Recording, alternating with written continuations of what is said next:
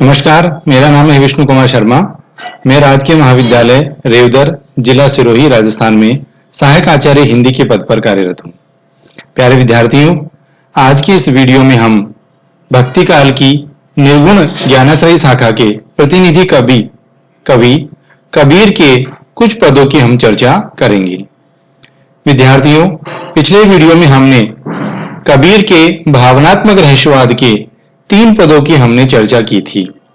आज के इस वीडियो में हम कबीर के साधनात्मक रहस्यवाद के 3 पदों की चर्चा करेंगे।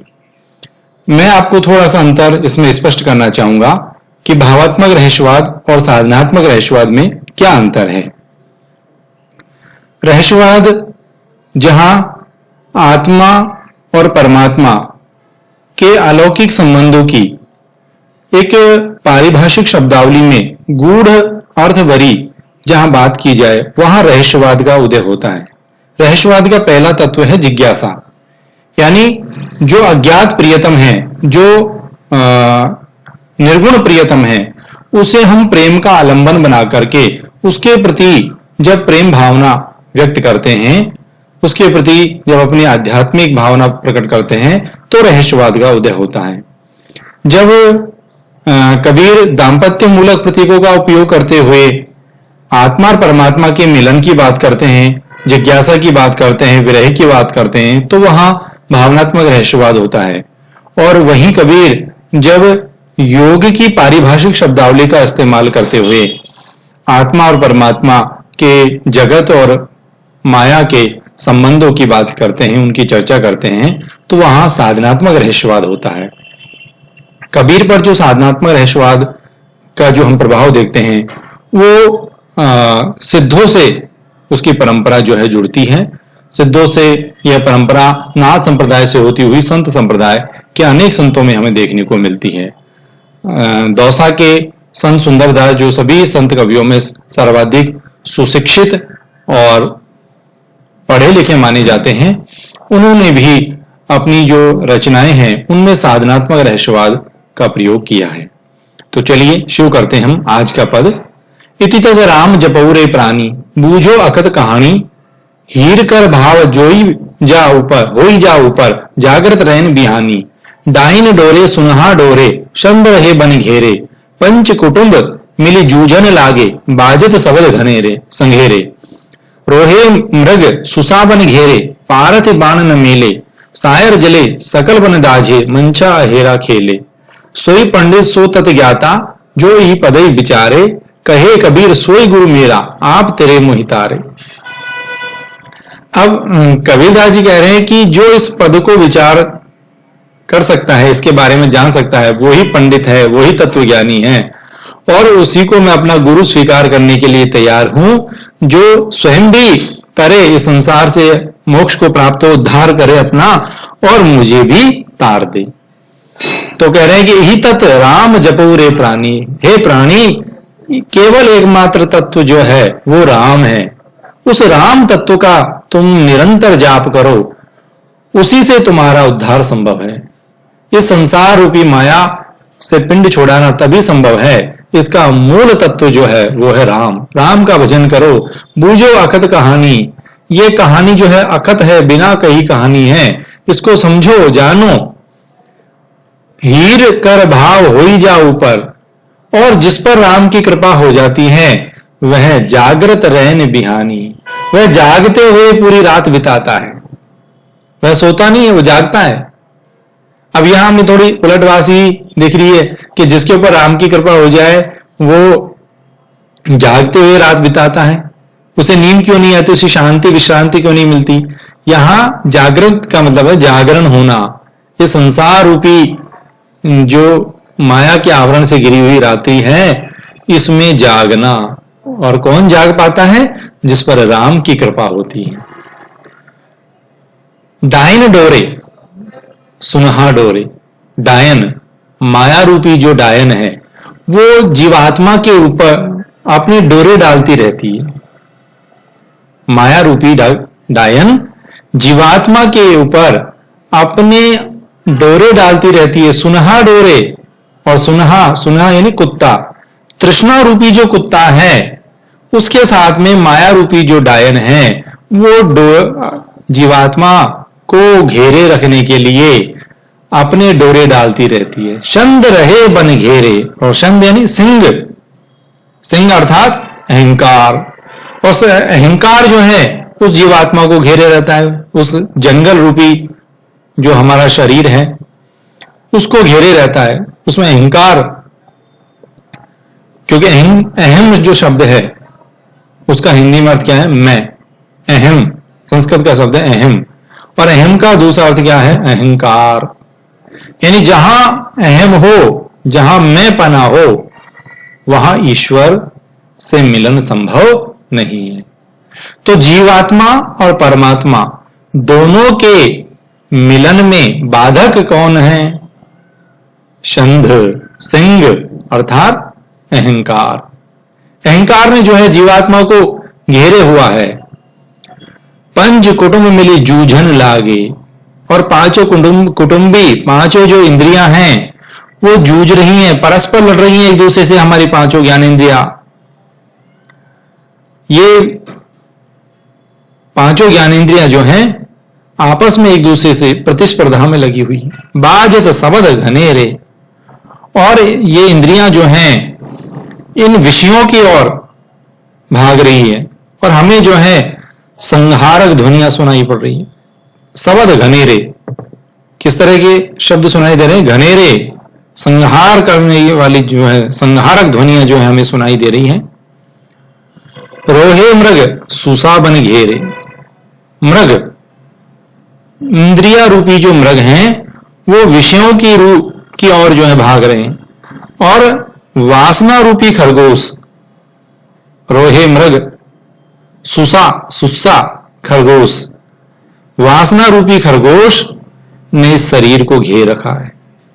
पारथी बाण न मेले, और जीवात्मा रूपी शिकारी जो है इन पर बाण नहीं मार पा रहा है। ये सब चारों ओर से इस जीवात्मा को घेरे हुए हैं। माया, तृष्णा, अहंकार, पंच इंद्रियां और उनकी विषय वासनाओं में लिप्तता, इंद्रियों की विषयासक्ति और वासना, शरीर की वासना, ये तमाम चीजें जो हैं जीवात्मा को घेरे हुए हैं। सायर जले सकल बन दाजे, संसार रूपी सागर में क्रोध की, काम क्रोध की आग जल रही है। अर्थात सारा जंगल, सारा शरीर जो है, जंगल किसका प्रतीक है? शरीर का। सारा शरीर जो है उसकी जो सद्वृत्तियां हैं वो इन सबसे घिरी हुई होने के कारण जल रही है। और मंच हेरा खेले, आत्मा रूपी मछली जो है वो साधना के बल पर खेल रही है। उसका सहारा क्या है? इन सारे आवरणों के बीच में, इन सारी राक्षसी वृत्तियों के बीच में हमारी जो मछली है जीवात्मा, उसका साधना ही एकमात्र सहारा है। योग साधना के बल पर ही इन विषय वासनाओं, इन तृष्णाओं, इन इंद्रियों के दुराग्रहों, इन सब से बचा जा सकता है। उसका एकमात्र सहारा क्या है? साधना, योग साधना के बल पर। और कबीरदास जी कहते हैं कि जो इस बात को समझ जाए, जो इसको बूझ ले, सोई पंडित, वही पंडित है, वही ज्ञानी है, तत्व ज्ञाता वही है जो इस पद को समझ जाए। कहे कबीर गुरु सोई गुरु मेरा, कबीरदास जी कहते हैं कि मैं उसे अपना गुरु मानने को तैयार हूं, जो स्वयं का भी उद्धार करे और मेरा भी उद्धार करे। तो इस तरह से योग की पारिभाषिक शब्दावलियों का प्रयोग करते हुए कबीर जो है यहां गुरु के महत्व को प्रतिपादित करते हैं कि गुरु के बिना यह मुक्ति संभव नहीं है। गुरु ही है जो इस जंजाल से हमें मुक्त करा सकते हैं। अनुप्रास अलंकार का प्रयोग हुआ है। हम इसका यदि काव्यशास्त्रीय पक्ष देखें तो राग गौड़ी में ये रचना निबद्ध है। अनुप्रास अलंकार का प्रयोग हुआ है, गुरु का महत्व प्रतिपादित किया गया है और सदुक्कड़ी भाषा है। सामान्यतः कबीर ने जो है रमेनियों की भाषा, ब्रज भाषा है, पूर्वी रखी है। अब इसमें जो है कुछ शब्द जो है अन्य भाषाओं के भी हैं। तो कुल मिलाकर जिसे आचार्य शुक्ल ने पंचमेल खिचड़ी कहा है। अब हम आगे दूसरे पद की बात करते हैं। अगला पद है, अवधु ज्ञान लहरी की मांडी रे, सबद अतीत अनाहद राता ही विधि तृष्णा छांडी रे, बन के ससे समद घर किया मंचा वसे पहाड़ी, शूद्र पीवे बावन बामन मति वाला फरु लागा बिन बाड़ी, साठ बुणे कोली में बैठी मैं खूटा में गाड़ी, ताने वाणे पड़ी अनवासी सूत कहे बुणी गाढ़ी, कहे कबीर सुनौ रे संतो अगम ज्ञान पद माही, गुरु प्रसाद सुई के नाके हस्ती आवे जाही। आहा, क्या बात कह रहे हैं कबीर कि गुरु के प्रसाद से, गुरु की कृपा से सुई की नोक में से भी हाथी निकल सकता है, आ सकता है और जा सकता है। अवधु ज्ञान लहरी करी मांडी रे, अवधु अवधूत, अवधूत जो है आनंद में है, मस्ती में है। क्यों? क्योंकि उसने ज्ञान की लहर मांड रखी है, उसको ज्ञान प्राप्त हो गया है। इसलिए आनंद में कौन रहता है? ज्ञानी व्यक्ति रहता है।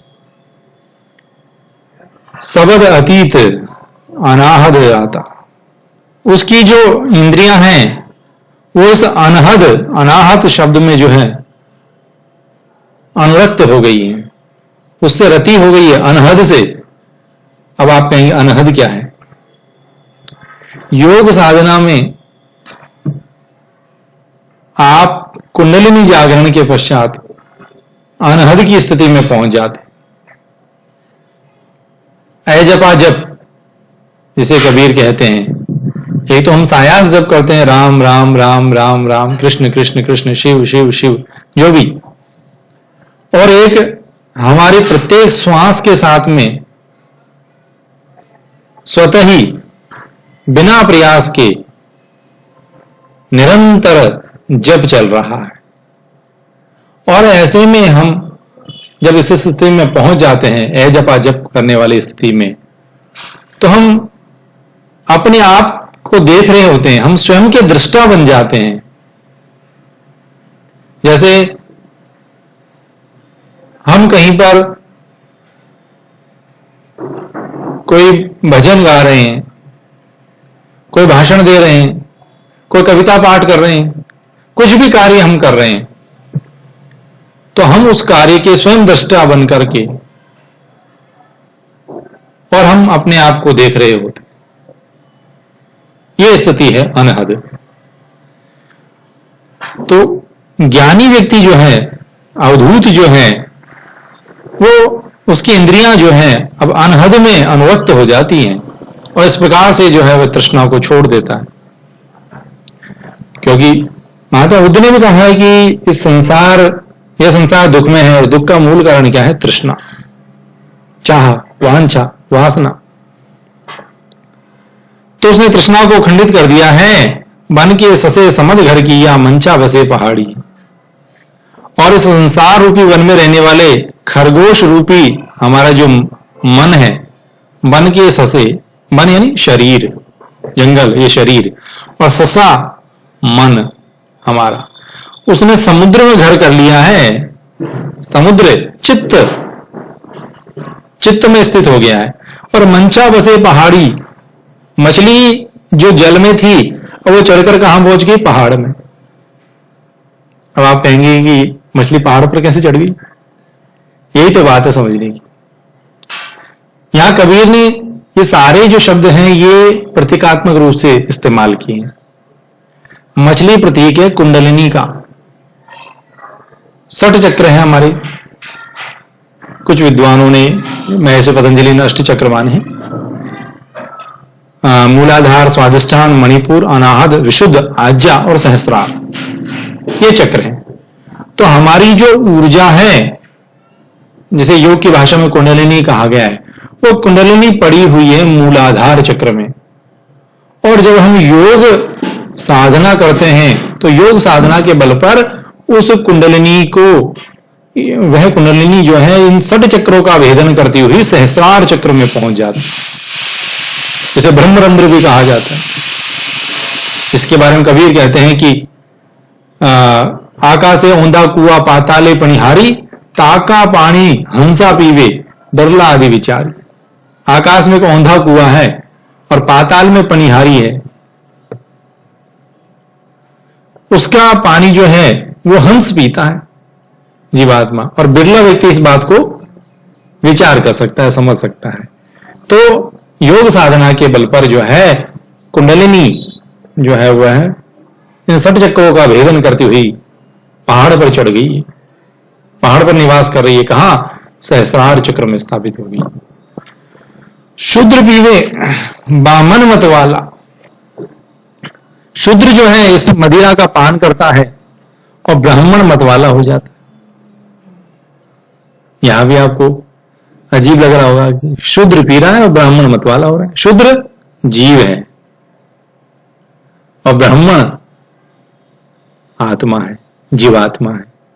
फल लागा बिन बाड़ी, बिना बगीचे के यहां फल लगे हुए हैं, यानी प्रभु की कृपा से साधक को फल की प्राप्ति हो रही है। फल कौन सा? मुक्ति रूपी फल, मोक्ष, इस संसार से मोक्ष।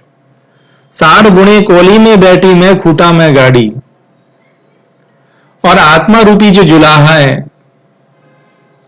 वह कर्म रूपी वस्त्र का थान बुन रहा है। अब चूंकि कबीर स्वयं जुलाहा है इसलिए उन्होंने ये प्रतीक अपने व्यवसाय, अपने पेशे से लिए कि आत्मा रूपी जुलाहा अपने कर्म रूपी वस्त्र का थान बुन रहा है, और जिस नीचे स्थान पर वह बैठता है लगता है कि वह स्थान ही जुलाहे का है, यानी जो निम्न है वह ऊर्ध्वमुखी हो जाता है और भूमि ही खूंटी पर गड़ी हुई प्रतीत होती है। मैं खूंटा मैं गाड़ी, भूमि ही जो है उस खूंटे पर गड़ी हुई प्रतीत होती है। ताना बाना, ताने वाणे पड़े अनवासी, ताना बाना, ताने में बाना पड़ने से जो है गांठें पड़ती जा रही है, अर्थात बुनाई की जगह क्या हो रही है? गठाई हो रही है। सूत कहे बुनी गाढ़ी, बुनना जा रहा है, बुनना है लेकिन बुना नहीं जा रहा, सफाई से काम नहीं हो रहा, गांठें लग रही है। सूत बुने जाने के बजाय बुनने का निर्देश कर रहा है, अर्थात वो कह रहा है कि गाढ़ा बुनो, जीना नहीं, यानी जिसे बुना जाता है वही बुनता रहा है। ताने माने पड़े अनवासी, सूत कहे बुनी गाढ़ी, कहे कबीर सुनो रे संतो। कबीरदास जी कहते हैं कि हे संतो सुनो, अगम ज्ञान पद माही, इस पद में जो है अगम्य ज्ञान है, और ये ज्ञान सामान्य व्यक्ति को समझ में नहीं आ सकता। इसके लिए क्या चाहिए? गुरु प्रसाद, गुरु की कृपा। गुरु की कृपा से ही व्यक्ति इसको समझने में, इसको बूझने में संभव हो सकता है। गुरु प्रसाद सुई के नाके हस्ती आवे जाही, गुरु की कृपा से तो सुई की नोक से हाथी भी आ जा सकता है। तो इस प्रकार से विभावना, विरोधाभास अलंकारों की इसमें बड़ी सुंदर योजना की है योग के प्रतीकों द्वारा। उलटवासी, उलटवासी जो सामान्य रूप से ऊपर से देखने में उल्टी बात प्रतीत होती है, लेकिन उसकी गहराई में, उसके गूढ़ार्थ को हम समझते हैं तो बात सीधी होती है। उलटवासी का विधान किया है, आध्यात्मिक अनुभूति है। अब हम आगे अगले पद की चर्चा करें। संतो भई आई ज्ञान की आंधी, भ्रम की टाटी सभय उड़ानी, माया रहे न बांधी, हित की चित की द्वे चित की द्वे थूनी गिरानी, मोह बलिंदा टूटा, तृष्णा छान पई धरी, ऊपर कुबुद्धि का भांडा फूटा, जोग जुगति कर संतो बांधी, निर्चू चुवे न पानी, कूड़ कपट काया का निक्षा, हरि की गति जब जानी, आंधी पीछे जो जल बूठा, प्रेम हरि जन भीना, कहे कबीर भान के प्रगटे, उदत भया तम खीना। संतो भाई आई ज्ञान की आंधी, हे संतो भाई ज्ञान की आंधी आ रही है, भ्रम की टाटे सबे उड़ानी, इस ज्ञान की आंधी में भ्रम की सब टाटियां उड़ जाती हैं, माया रहे न बांधी, माया उसे बांध कर नहीं रख सकती। अर्थात जो ही ज्ञान होता है त्यों ही माया के बंधन से मनुष्य मुक्त हो जाता है। द्विचिते की द्वे थूनी गिरानी, यदि आपने झोपड़ी देखी हो तो झोपड़ी में ऊपर टाटी होती है, छान जो सरकंडे से बनी होती है, और बीच में एक लकड़ी की मोटी लकड़ी जो है लगा दी जाती है, उसको बोलते हैं बलिंडा। और दोनों तरफ जो है दो थूनी, वो भी लकड़ी की होती हैं, पत्थर की भी हो सकती है, कई जगह पत्थर का इस्तेमाल होता है। तो झोपड़ी का रूपक इन्होंने लिया है यहां पर कि भ्रम रूपी टाटी सवै उड़ानी, माया रहे न बांधी, हित की चित की द्वे थूनी गिरानी। दो द्विचिते, इसमें द्विचिते लिखा है, कई पुस्तकों में हित की चित की, तो दुचिते की द्वे थूनी गिरानी। हित और चित्त, ये दो थूनियां हैं इस आंधी में, ज्ञान की आंधी से ये दोनों थूनियां जो हैं वो गिर गई। मोह बलिंदा टूटा, और मोह का जो बलिंदा था जिस पर ये छप्पर टिका हुआ था वह भी टूट गया। तृष्णा छान परी धरी ऊपरी, और तृष्णा का छप्पर जो उसके ऊपर रखा था वह भी ध्वस्त हो गया। कुबुद्धि का भांडा फूटा, और कुबुद्धि रूपी जो बर्तन थे उस झोंपड़े में वो सारे फूट गए। जोग जुगति कर संतो बांधी, अरे संतो अब मैंने योग युक्ति करके ये नई झोंपड़ी, ज्ञान रूपी झोंपड़ी जो है वो बनाई है। निर्चु चुए न पानी, इसमें बिल्कुल भी पानी नहीं आने वाला है, अज्ञान का पानी इसमें बिल्कुल नहीं आने वाला है। कूड़ कपट काया का निक्षा, और पुरानी जो माया की झोंपड़ी थी उसके टूटने से सारा जो कूड़ा कचरा था शरीर का, इंद्रियों की जो वासना थी वो सब निकल गई। कब? हरि की गति जब जानी, जब हरि की गति का बोध हुआ तो सारा जो कूड़ कपट था शरीर का वो निकल गया। आंधी पीछे जो जल बूढ़ा, और इस ज्ञान की आंधी के पीछे जो प्रेम का जल बरसा, प्रेम हरिजन भीना, उस प्रेम के जल में जो है हरिजन, ईश्वर के जो भक्त हैं वो भीग गए उस प्रेम की बारिश में। कहे कबीर भान के प्रगटे उदित भया तम क्षीणा। कबीरदास जी कहते हैं कि ज्ञान रूपी सूर्य के उदित हो जाने पर भय रूप अंधकार, अज्ञान रूपी अंधकार जो है वो क्षीण हो जाता है। रूप का अतिशयोक्ति अलंकार, सांग रूपक अलंकार, अनुप्रास अलंकार का सुंदर प्रयोग हुआ है। राग गौड़ी में ये रचना, ये छंद जो है निबद्ध है। आंधी के और झोंपड़ी के बिंब के द्वारा ईश्वर से साक्षात्कार का प्रभावशाली वर्णन इसमें कबीरदास जी ने किया। तो इस तरह से साधनात्मक रहस्यवाद के ये 3 पदों की चर्चा हमने आज की इस वीडियो में की। मोहनलाल सुखाड़े विश्वविद्यालय उदयपुर के बीए तृतीय वर्ष के हिंदी साहित्य के पाठ्यक्रम में संकलित कबीर के पदों में से आज इन 3 पदों की चर्चा हमने की। शेष पदों की चर्चा अगले वीडियो में करेंगे। तब तक आपसे मैं विदा लेता हूं। शुक्रिया, फिर मिलेंगे। धन्यवाद।